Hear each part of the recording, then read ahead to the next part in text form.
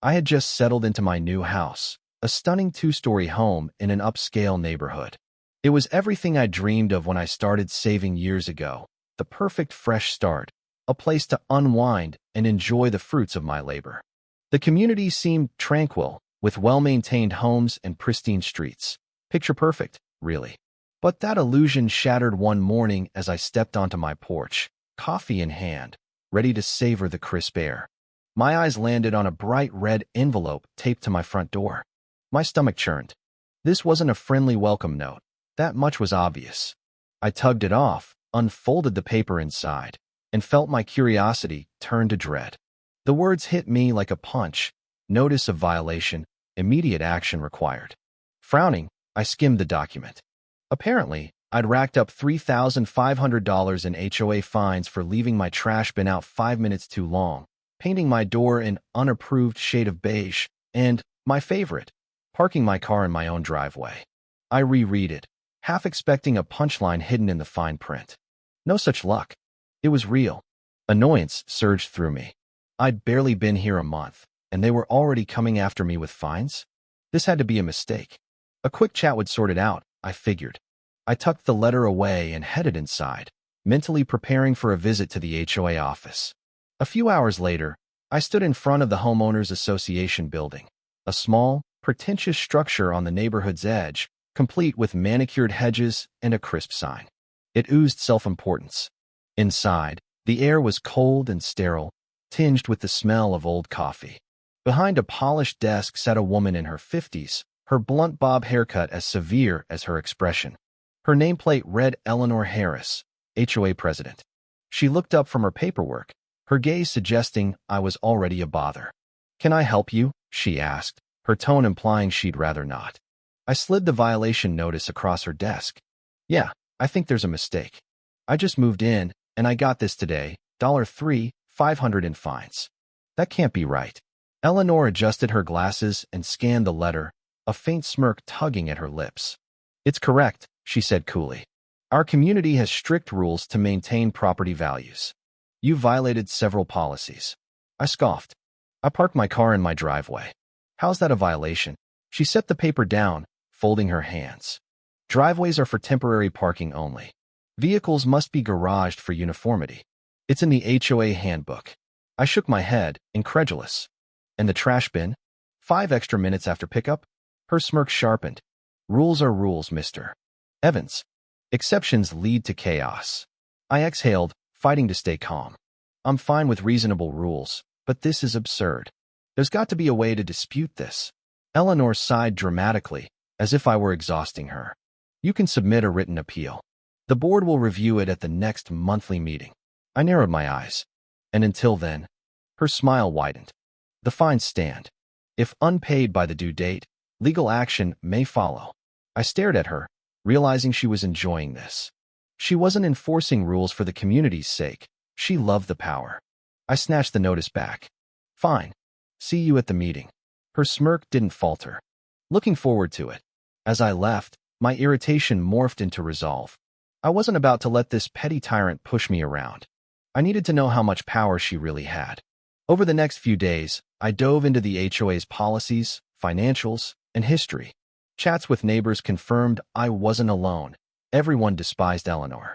She ruled the HOA like her personal fiefdom, fining people for trivial nonsense. One guy got hit for overly bright Christmas lights, another for unapproved flower pot colors. People were fed up, but no one had ever beaten her. That only fueled my determination. 2 weeks later, another red envelope appeared on my door. My gut sank as I opened it. Final notice: failure to pay will result in legal action, including eviction. I laughed, actually laughed at their gall. Evict me from my own home. They had no clue what was coming. I wasn't just going to stop them. I'd make sure they couldn't do this to anyone again. Eleanor had misjudged me. This wasn't about fines anymore. It was about proving they weren't invincible. I grabbed my laptop and dug deeper. That night, staring at the eviction threat, something clicked. This wasn't just my fight. It was about a whole community bullied by self-important control freaks. I'd moved here for peace, but I'd stumbled into a dictatorship run by a woman who relished her petty kingdom. That was going to change. I spent hours researching HOA laws, lease agreements, and property rights. If they were threatening eviction, I needed to know their limits. The HOA's financials were surprisingly easy to access. Public records and a few discreet neighbor talks revealed a goldmine.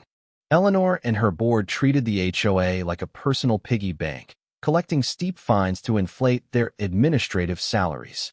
No neighborhood improvements, just power and profit. Then I found the jackpot. The entire community sat on leased land. The HOA wasn't the ultimate authority. They rented from a private owner who held real sway. If someone else bought that land, they'd control the HOA. An idea sparked, and I grinned for the first time in weeks. I tracked down the landowner, an older man named Thomas Reed. He'd inherited the property years ago, but barely engaged beyond collecting lease payments. After a few calls and a face-to-face meeting, I hit the motherlode. Thomas had been trying to sell for months. The HOA had bid, but he'd rejected them, saying he couldn't stand Eleanor's nonsense. The stars had aligned. I had the cash, the drive, and now the chance. Within a week, I owned the land under the neighborhood. The moment I signed, the game changed. I played it cool, though, not storming into the HOA office to gloat. I wanted to see how far Eleanor's arrogance stretched. I paid the $3,500 fine, but with a twist. The check's memo read donation to HOA retirement fund. A petty jab, sure, but I knew it'd rile her up.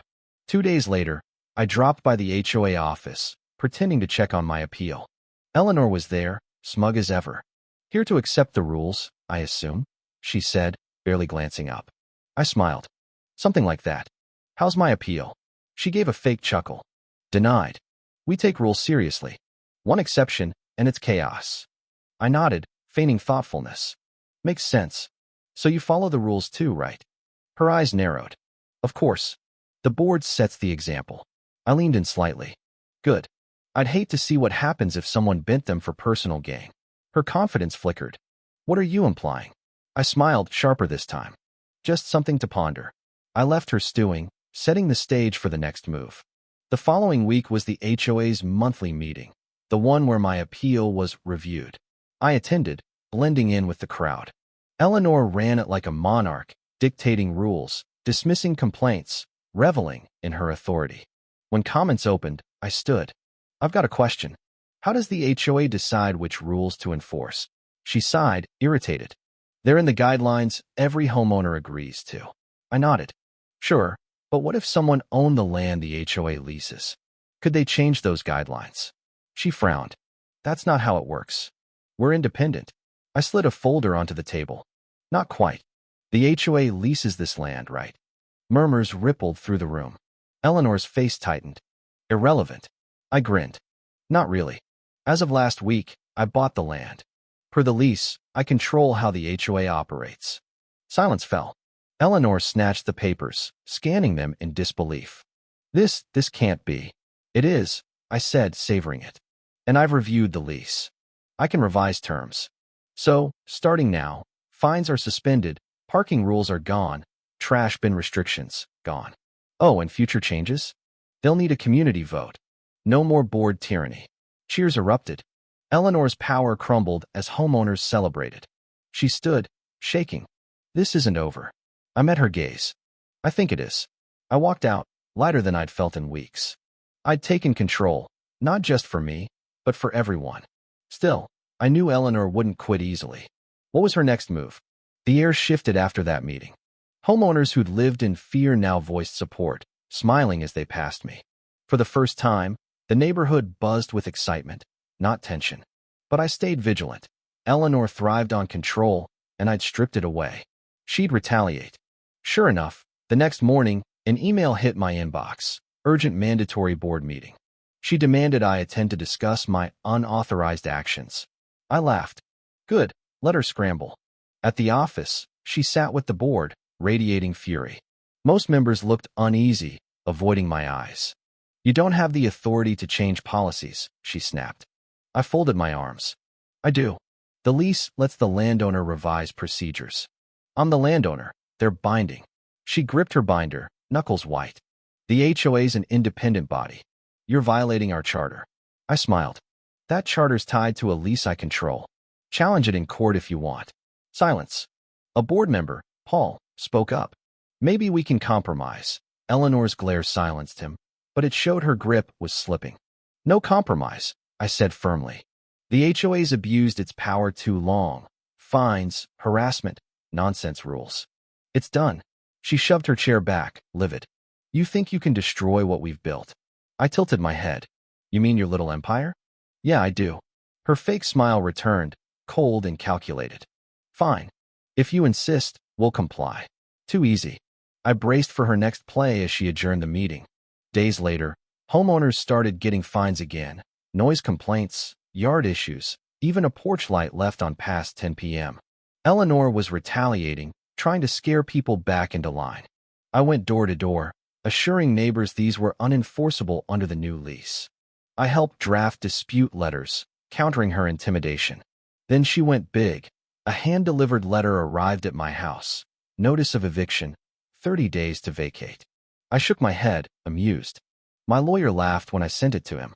Ridiculous. No legal basis. Armed with that, I stormed into her office, slamming the notice down. Cute trick, but it's empty. She smiled, unfazed. I can enforce regulations. Could, I corrected. Not anymore. I've amended the lease. Old violations are void. Try this again, and it's harassment. I'll sue you and the board. Her face reddened, but I was already leaving. This isn't over, she hissed. I glanced back. Keep trying. I'll be ready. The war wasn't done, but I'd won another round. She was desperate, and desperate people slip up. Things quieted down, too quiet. Eleanor went silent. No fines, no threats. The neighborhood felt peaceful, but I knew she was plotting. Then, one morning, flyers stuffed my mailbox. New HOA vote. Remove the landlord's control. She accused me of disrupting order, claiming my changes tanked property values. An emergency meeting was set to reinstate her power. She'd turned to the homeowners, banking on fear. I gauged the damage. Some backed me, loving the freedom. Others wavered, swayed by her years of propaganda. At the meeting, the clubhouse overflowed. Eleanor took the podium, painting the HOA as vital, my reforms as chaos. She cited a blue door and an overnight trash bin as proof of decline, then claimed home values were crashing. Nods spread. She smirked, offering me the floor. I didn't argue her directly. That's what she wanted. Instead, I asked, who's been fined unfairly? Nearly every hand rose. And seen improvements from that money? Silence. Years of fines funded salaries, not sidewalks or security. I bought the land to give you control, not take it. Eleanor scoffed. That money keeps us running. Really? Show me one major upgrade. She faltered. I pressed on. She says values are dropping. They're up 2% in 2 weeks. I showed data. Demand was rising. Her argument collapsed. The vote crushed her. My changes stayed. She stormed out, defeated but not broken. I knew she'd try again. The neighborhood transformed overnight. Colorful doors appeared, driveways filled, freedom reigned. But I watched for Eleanor's next move. One morning, a moving truck parked at her house. I thought she was leaving, until I saw boxes going in. Filing cabinets, binders, a sign, Harris Property Management, ensuring community standards. She'd pivoted, offering services to enforce rules privately. Flyers pitched her as a consultant. Most saw through it, but a few signed up. Then she overreached. She bullied a neighbor, George, into repainting his house, threatening county reports. I checked. Pure bluff. No such law. I spread the proof, and her business imploded. A week later, she moved out, defeated. That night, the neighborhood celebrated. Bonfires, laughter, freedom. From my porch, I smiled. It started as my fight, but it freed everyone. Eleanor was gone, the HOA neutered, and this was finally home.